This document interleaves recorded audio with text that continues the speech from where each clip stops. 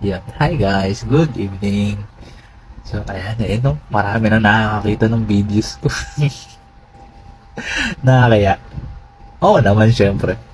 Pero ayun yung ano ko yung tawag dito. Ano ba tawag doon? Yung inner side. Ayun yung inner side ko. Medyo komedyante tayo ng konti. Konti lang.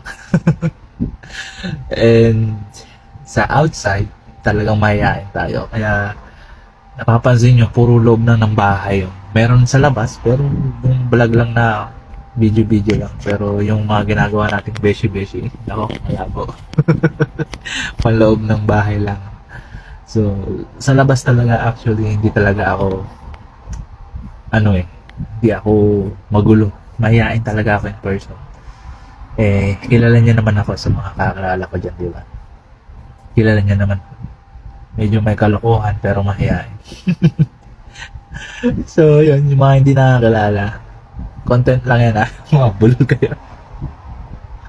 Content lang yan. Hindi ako tunay na beshi. Nilalabas ko ng aking comedian inner side. Comedian side.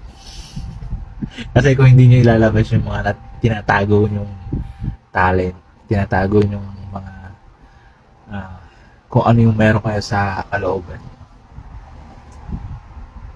makukulog yan parang mahirap sa kalooban. Kailangan ilabas nyo kahit kayo lang mag-isa, kahit konti lang kayo, kahit mag-isa ka lang sa bahay, ilabas mo.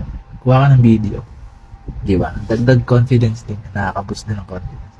Minsan, feeling ko confident na ako. Pero pag nasa labas na, hindi rin. Pero at least na ilalabas natin yung gusto natin gawin, di ba? Yun lang.